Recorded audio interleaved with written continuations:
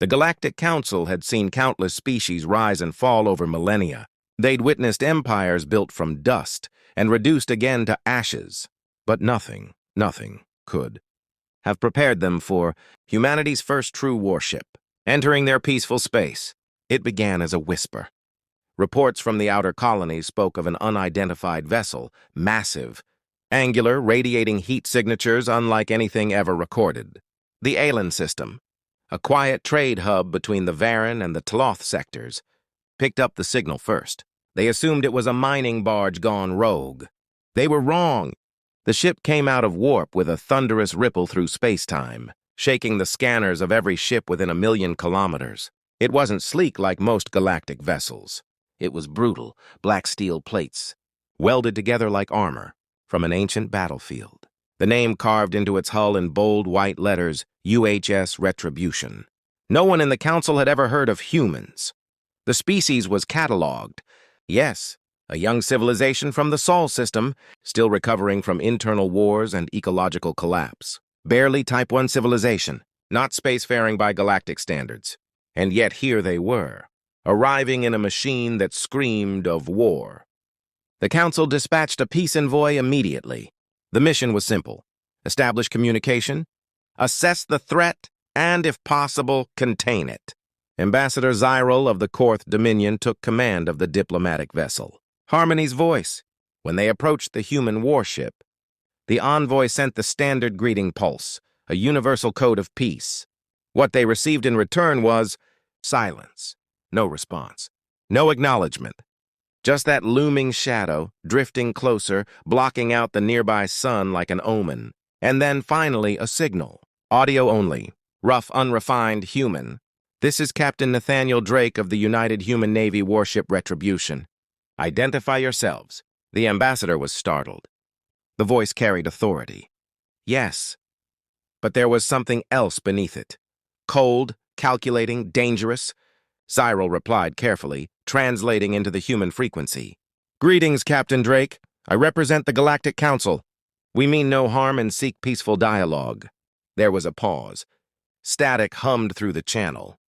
Then Drake spoke again. Peaceful dialogue? That's interesting. Considering one of your patrol fleets opened fire on our colony transport 3 days ago. The ambassador froze. That's impossible. The Council has no record of any engagement with your species. Drake's voice grew darker. Then you'd better check your records again. Because 2,000 civilians are dead, and we're not leaving until we get answers.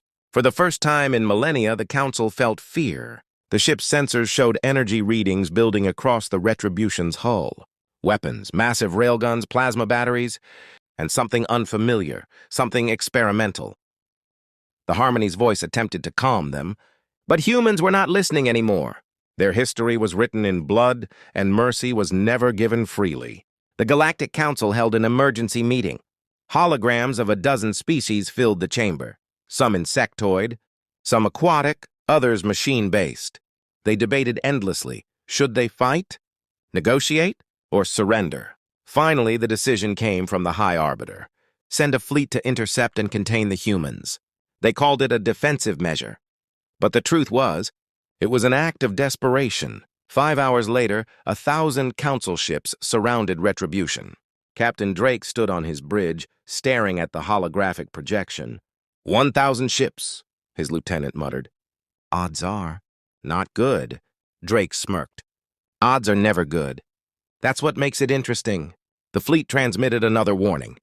Unknown vessel, you are surrounded. Power down your weapons and surrender immediately. Drake didn't reply. Instead, he turned to his crew. Target the flagship. Let's show them what Earth's wrath looks like.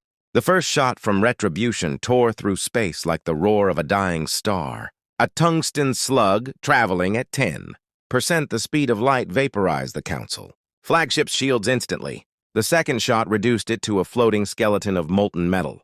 The Council fleet panicked. Their formation broke. And then the Retribution unleashed everything. Missiles streaked across the void. Plasma arcs cut through hulls like butter, and electronic warfare drones scrambled the enemy's targeting systems. Within minutes, the battle was over. One ship against 1,000, and humanity had won. When the smoke cleared, Captain Drake opened a transmission to the Council homeworld. You came to our colony with weapons. You took our civilians. You thought we were weak. Consider this your only warning. Humanity doesn't start wars, but we end them. The Council chamber was silent. Not a single representative spoke. They had faced extinction-level threats before, but never had they seen such precision, such fury from a species so young. Days later, the Galactic Council formally recognized humanity as a sovereign military power. Borders were redrawn, trade agreements restructured. But beneath the surface, every empire knew one truth. Humanity was not to be trifled with. On Earth, news of the Retribution's victory spread like wildfire. For the first time in centuries, humanity stood united, not under fear, but under pride. They had faced the galaxy's strongest coalition and survived. Years passed. The name Retribution became legend. Some called it a monster of steel, others a guardian of Earth, but among the stars, a whisper persisted, a warning carved into the memory of every alien commander. If you see a black warship with the word Retribution on its side, run. But even as the galaxy trembled, humanity was just getting started. The United Human Navy began constructing a new fleet, bigger, faster, stronger. Their technology evolved with terrifying speed, and deep within the Sol system a signal beacon blinked, transmitting to every corner of space. We are humans. We don't conquer. We survive. And when you threaten that survival, we fight back. The Galactic Council had sought to contain a primitive species.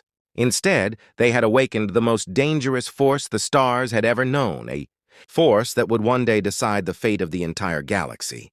Because in the end, humanity's greatest weapon wasn't their warships, their guns, or their machines. It was their will to never kneel. And that left the aliens in stunned, eternal silence.